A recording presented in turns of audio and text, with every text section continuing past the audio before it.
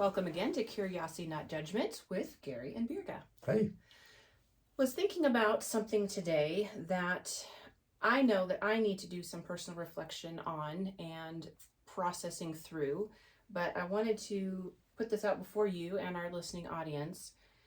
And the question really is this: have we become so accustomed to having things in our hand when we want it that we are unwilling or unable to wait for something better and richer that takes time? The answer is yes, we have. But I personally am so patient and willing to wait my whole life for whatever happens that it doesn't affect me. I do not believe you for one second. No? Okay. Nope, I know you too well. Exactly. We have, and I have. And you know, the question, right, curiosity, not judgment, is, is that working for me, or us, or we, the collective we? B, if it's not, or could we improve? If that answer is yes, then what could we do about it? And 3, how can we question and work with others towards allowing a slower process to come into being that doesn't just have quick fix attached to it? So I'm going to ask a couple of questions that I don't necessarily want an answer. Maybe this is more a rhetorical question for you to contemplate. I mean, feel free to comment if something jumps out at you, but just for us to be thinking about in understanding how our mentality has shifted over the years. So when you are in communication with somebody, would you rather a text response or wait 3 or 4 days for a letter to come in the mail? When you're going to eat a meal, would you rather be able to pop something in the microwave or wait 2 hours for a pot roast to be done in the oven? You know, assuming that you want a pot roast. You know, if you are going to go on vacation, do you want something that's easy and quick to book and prepackaged, or do you want to take a lot of time to do the research, to go into the depths of all of the hidden gems of a community where you're going to be traveling to? And so my guess for a lot of us is it's the fast. We want the fast. Even though the microwave meal doesn't taste as well, it's nutritionally nowhere near as robust as cooking something in an oven. You know, the communication in a letter is so much richer and fuller than a text response. We know inherently that the wait is better, or the product that comes at the end of the wait is better, so to speak, but we don't want it in lieu of just having the down and dirty, in a moment response or meal or, you know, flavor. Now, in fairness, you can ask that question in different parts of our lives and get different responses. I personally believe that texting is probably the worst form of communication in the world. However, if I'm asking for a good or service, I realize I'm out of something. I want, Amazon Prime box on the porch tomorrow. Right. A lot, but I'm of the age where that isn't even good enough for me sometimes. I'm going to run to the store and buy it right now. I can't even wait the day or two to get it on my porch. And so there are, if it's a good or service, or if I'm calling somebody, I don't want to leave an answering machine message, because in this day and age, I really don't believe I'll ever get a response back. I want to talk to somebody. Yep. There's never been a voicemail tree created that fits the problem that I have, right? Push 1 for this, 2 for this. Yeah. I want to talk to somebody, right? And so if it's a good or service, I think that's true. If it's something that I want that is bigger than that, or relationally I want something, then I think I'm willing to put a little bit more time into it. Not a whole lot. Right. But I don't need Within an instant response, and within reason. But you're right. In general, we don't want to put a lot of work in. And I will tell you, on your last one, the vacation, I think it's funny. What I usually do is I want to know all the secret gems and all that kind of stuff. And but the way I do that is I find somebody I know who lives in that area, who knows all those secret gems, and just go hang out with them. Right. Right. And so I get the best of both worlds. I don't have to do the research, and I still get to do it. But and it depends on our moods at sometimes. And look, if you've got a long plane ride over to Europe, hypothetically, which never happens to you, maybe buying a tourist book on the way and spending, an hour of the plane ride over for 8 hours or 12 hours reading what are some things to find, that would be okay, Certainly. right? Yeah. But I'm still on the plane. Right. I'm going there anyway. Right. I just, in asking those questions, I realize how much I am willing to give up for the sake of speed and now. Even thinking through meals, I used to be really good, let's say 10 years ago, I used to be really good about looking at the advertisements that came out every week, shopping according to the advertisements, buying the things that were on sale, freezing meats that were on sale, cooking based on the produce that was on sale. We were very budget minded. We were very conscientious about cooking at home. And we had this down to a system, right? We had stockpile of canned goods in the garage. And so I was ready to make foods based on what was economical, what we had access to, incorporating fresh produce. And now, the busier I've gotten and the more demands that there are on my time, I've been willing to sacrifice money because now I'm not shopping at a bargain anymore like I did in the old days. And I think the quality goes down if I'm in a hurry. I think without question it goes down because it tends to be more processed, more packaged, fill in the blank. And so I recognize that in myself and in my habits, things have changed pretty drastically even in the last 10 years. And I was one that I used to love a good long conversation with somebody. Let's get together for coffee. And I still do love that. But I don't have the freedom of time that I once did for the number of people that want my attention. And so I've settled for the cheap imitation. Instead of an hour or a 90-minute long coffee conversation, maybe it's a 10-minute phone call, or maybe it's a, hey, quick text, just want to check in and see how you're doing. And, it doesn't get much deeper than that. Well, you've hit a nerve with me on the keeping up with all my relationships and giving them the proper time. But I as you were saying that about the cooking thing, and I would have killed to have been able to develop those skills. I feel like if I had those skills, I'd do more of it. But I've never even developed those skills of, shopping when it's cheapest and putting things together and all that. Putting together a meal plan for a week. I mean, that just is foreign to me. But I can tell you my Christmas tree story.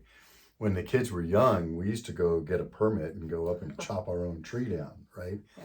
And then as years went on, we thought, that takes a lot of time, it's a lot of effort, it's cold out there. Let's just go down to 4th Street.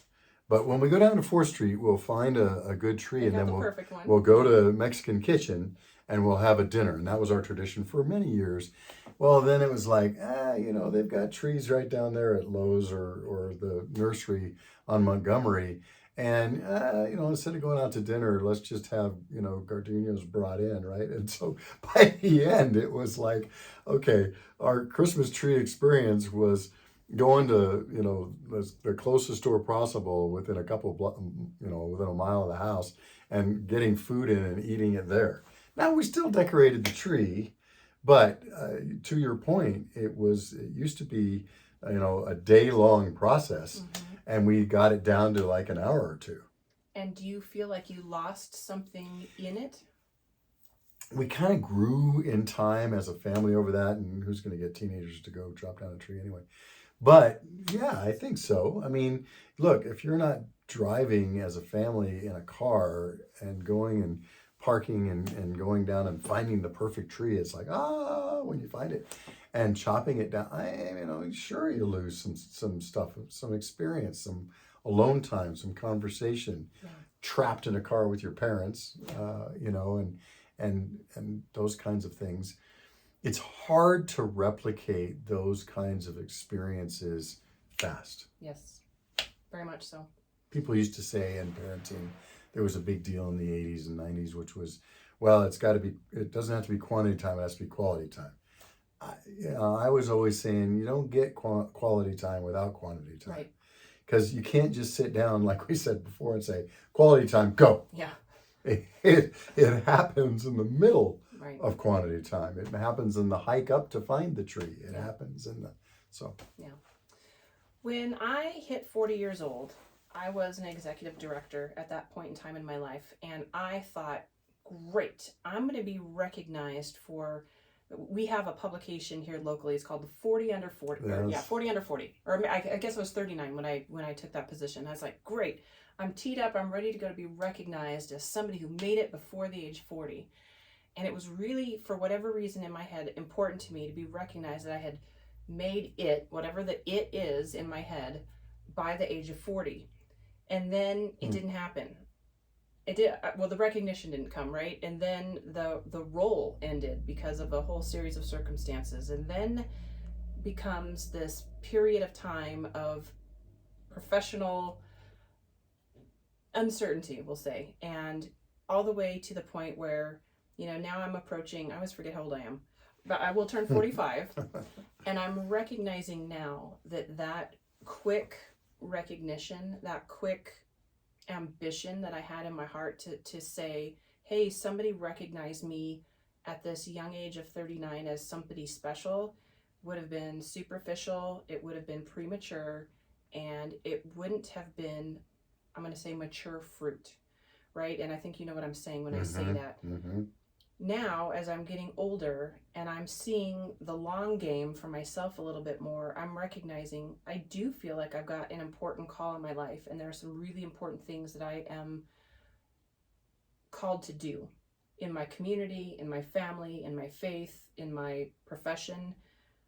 But I think that fruit is not going to mature for a time to come.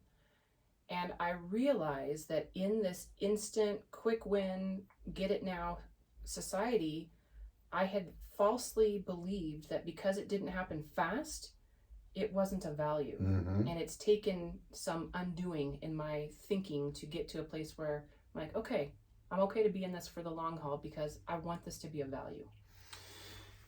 It's legendary among us boomers to talk about the young folks and joke about the kid who comes into the company and says, hey, I've been here 6 weeks, how come I'm not the CEO?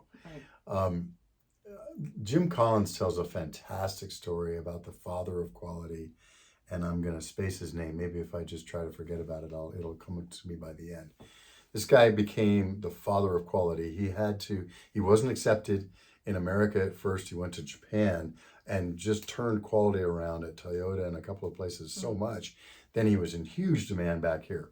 Prolific writer, one of the management gurus of the 70s, 80s, and 90s. Just one of the most prolific people who turned business around in America. And Jim Collins was there for a visit, and he looked at the books he had written. All the books, he had them all in a bookshelf in a row. And he realized that over 2/3 of the books were written after the guy had turned 60.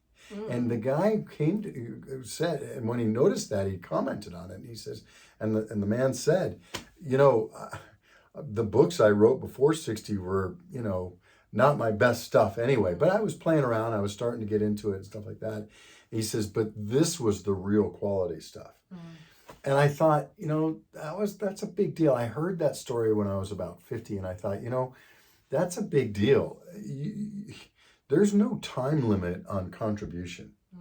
There's nobody, oh my goodness, if I'm not a CEO by 40, then my life is over. I'm not going to make it. Now, if you're an Olympic gymnast these days, it seems like if you haven't started out, you're not going to start that at age 25 and make it. But that's not true when the world of contribution to society. I think that there's many people who have started at late ages, and there's many, many stories about this, who have contributed. Some of the greatest people in the world have had about 6 months or a year and a half time frame in their lives that turned out to be a significant impact on society. And so I think in our hurry, we sometimes miss the very things that would prepare us for that moment. I think you're right. And wouldn't that be a shame? Yeah. And if we get stuck going after the thing, then maybe we miss it altogether. Right. Wouldn't that be tragic? Because, one could argue that we all have something that could be a major contribution to society in us if we're doing it. There used to be that have to be circles. You've seen those before.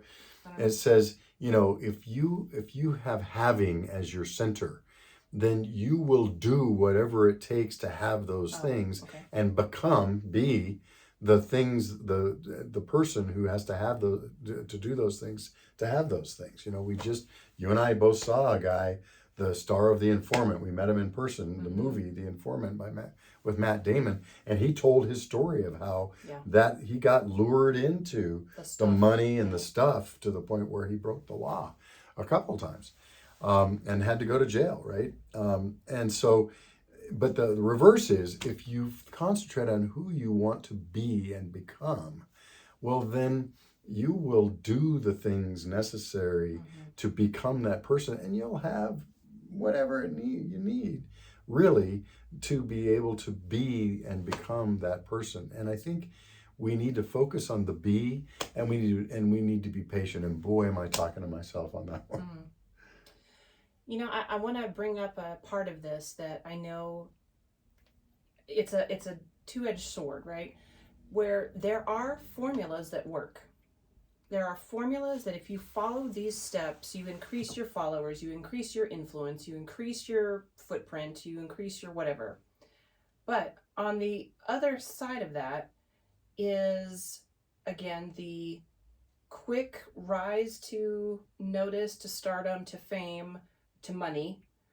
And what you said earlier, you may altogether miss the necessary steps that's going to take to actually mature you into the best version of yourself that you're called to be.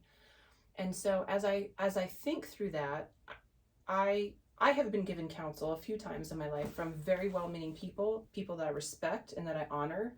It's like, well, do this, this, and this, and then you will be in this place for, to be set up for success. And it's not necessarily resonated with me for whatever reason, but it seems like wisdom. And so I've gone down that road to find myself very dissatisfied. And so even the formulas, the proven success strategies, the counsel from wise people, I think we all have to pause and analyze, is this right for me in my journey? Maybe it worked for you and maybe it works for the masses, but is it the path that I'm supposed to take? I think formulas work in math, but they don't work with people. I think when you throw in human and the human condition and the individual, that formulas don't work. Prescriptions don't work that way. And our own life journey and our hero journey doesn't work that way. I once read something that, if Moses were alive today, then he would have related his story, and everybody would have dropped what they're doing, quit, and gone out in the desert and looked for a burning bush. Well, we all know how silly that sounds, because that was a unique journey for him. It's the same thing if you talk about anybody, Mother Teresa, whoever. We find our journey, and we should have our focus on being and doing things that are toward the values and the person we want to become, in service to others. And then your mission comes along with that. And, I think there's a lot of people who go out and try to find their mission, when really what you should be doing is just practicing and finding out, where your passions are. I heard a really funny one that in Canada, 90% of kids want to be either a rock star or a hockey star, right? And guess what? 90% of people aren't those two things. Sure. So, and if they were, the country would it would be a problem, right? Yeah.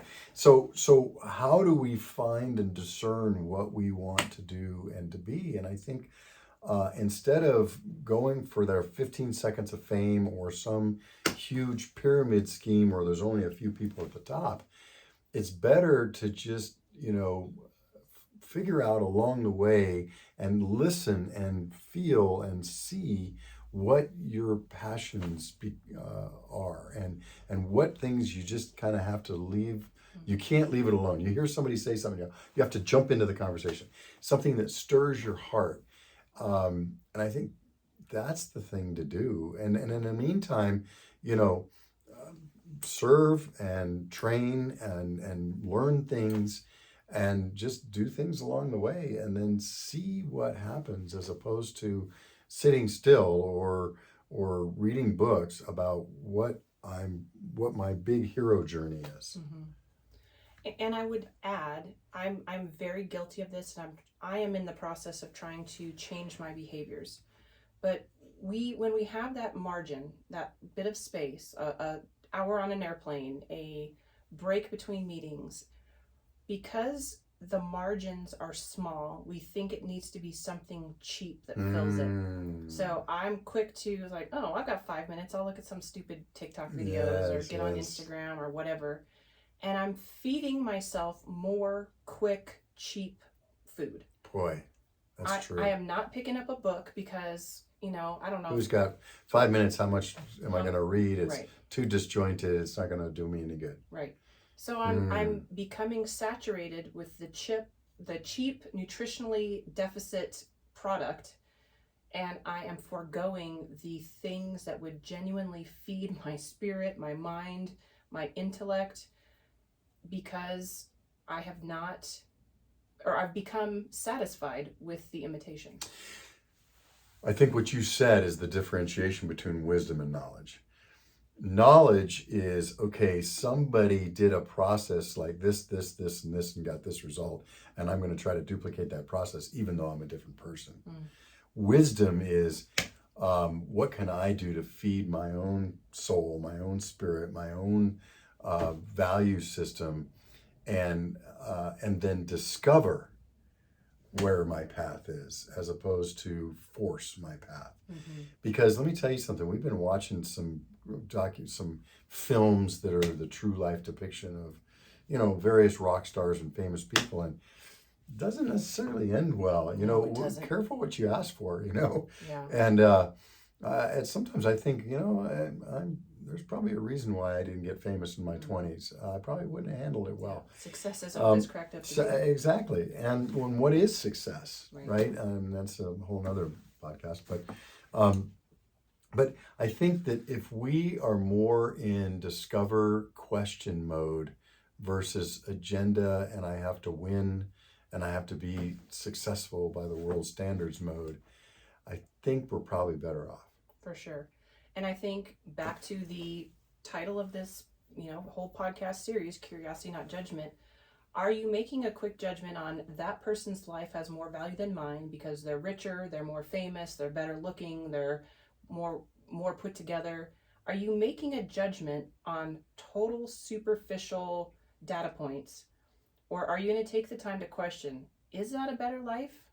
Is that more fulfilling? Is that where I really want to be? Because I would argue that there are costs to that life.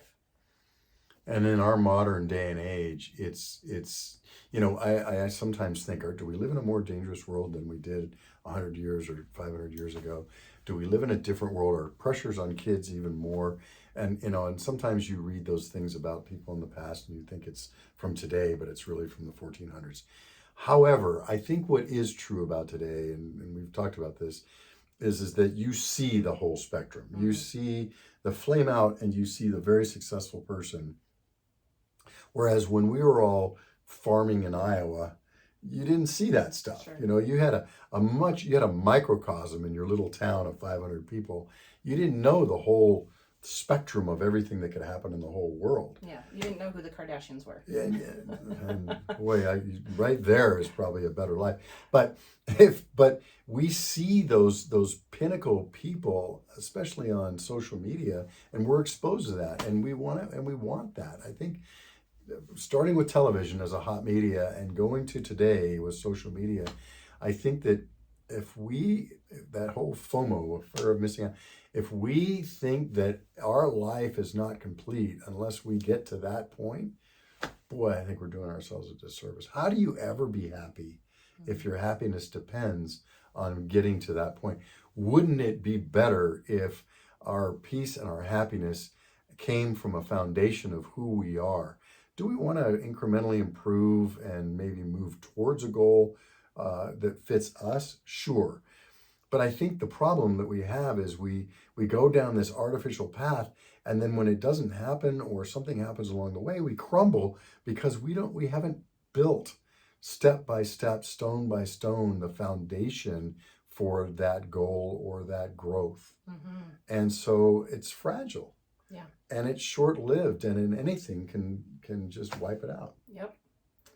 So we have had lots of questions for you to contemplate in your own space as you think about where you're at and where you want to be. So we invite you to be curious with us. So we will leave you with those and join you again right here next week. Take care.